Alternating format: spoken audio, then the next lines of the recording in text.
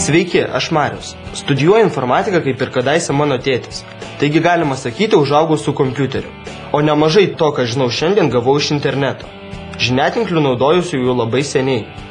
Tačiau pastaruoju metu pastebėjau, kad internetas sparčiai keičiasi. Anksčiau buvęs vien informacinis tinklas, dabar internetas tampa vis patogesnis įrankis, kurį kiekvienas gali pritaikyti savo. Tai išskirtinė erdvė, kurioje galima dirbti, skelbti apie save bei sužinoti apie kitus. Be to, gali pats ją kurti. Tik neseniai sužinojau, kad visi šie žiniatinklio pokyčiai apibendrinami vienu terminu – Web 2. Norėčiau Jums papasakoti, kuo naujasis žiniatinklis skiriasi nuo ankstesnio.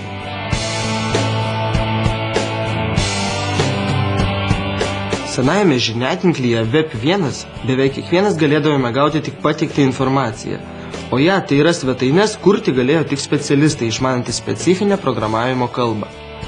Šiandien atsiradus Web 2, kiekvienas šio žiniatinklio naudotojas tarsi pats tampa interneto kūrėjas. Internete jis gali pristatyti save, savo kūrybą, gauti, saugoti, skleisti informaciją ar dirbti su ją, reikšti nuomonę ir dalytis patirtimi. Taigi, jei trumpai, Web 1 buvo gana sausas, techniškas, daug žinių reikalaujantis informacijos tinklas. O Web 2 yra techniškai daug paprastesnis, tačiau suteikia gerokai daugiau laisvės kuriant ir išreiškiant save. Trumpai pristatysiu Jums reikšmingiausias Web 2 ypatybes.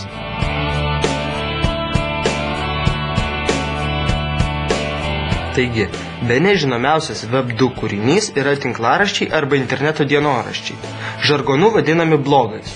Tai lyg asmeninės svetainės, kurias gali susikurti bet kuris, nes tai tapo itin paprasta, o be to nieko nekainuoja.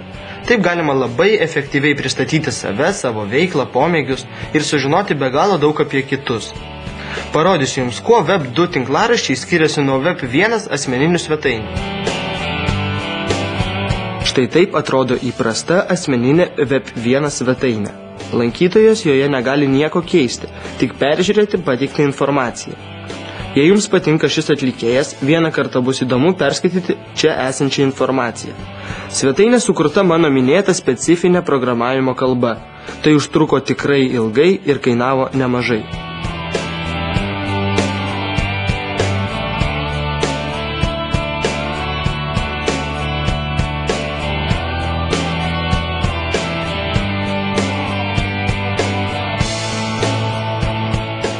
Na, o štai čia vienos Madonos gerbėjos sukurta svetainė tinklaraščių sistemoje www.blogas.lt. Šią svetainę gerbėjas sukūrė visiškai nemokamai ir greičiau nei per valandą.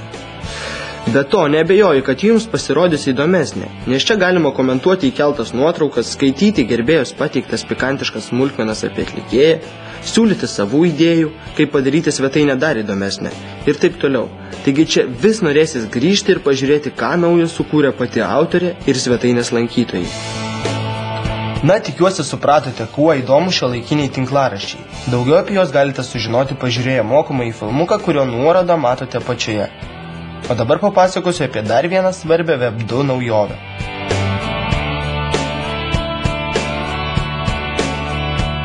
Web 1 laikais, norint, kad kokia nors informacija patektų į internetą, reikėdavo medžiagą specialiai paruošti ir suprogramuoti svetainę.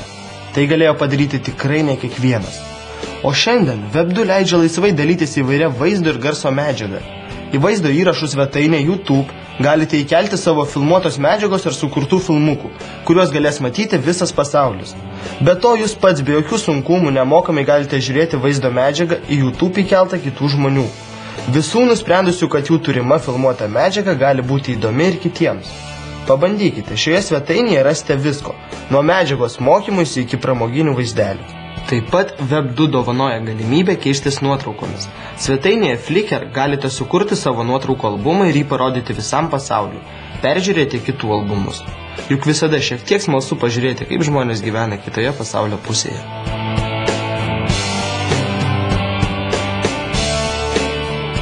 Dar vienas būdas rasti reikiamos informacijos naudojant Web 2 yra vadinamosios wiki sistemos. Jų turinį taip pat kuria vartotojai. Galima rašyti naujus straipsnius, koreguoti jau esamus, pridėti savo turimos informacijos, pasidalyti patirtimi ir netgi ištaisyti kitų lankytojų padarytas klaidas. Taip parašyta ir iki šiol rašoma išsamiausia interneto enciklopedija Wikipedia. Keletas žmonių tiesiog sukūrė sistemą, leidžiančią skelbti ir papildyti informaciją, o visą medžiagą surašė lankytojai. Pavyzdžiui, vienas parašė, kas yra elektros lemputė, kitas sukūrė straipsnį apie jos išradėją Tomą Edisoną, o trečias kitame straipsnėje aprašė visus Edisono išradimus ir taip toliau. Šiandien ši enciklopedija gali atsakyti beveik į visus klausimus. Ji nuolat didėja, nes žmonės nori žinoti vis daugiau. Taigi, naudokitės Web 2 internetu. Pasiimkite geriausią, ką jis jums siūlo ir pritaikykite jį savo. Mokykitės, dirbkite ar pramogaukite, o kartu parodykite pasauliui save.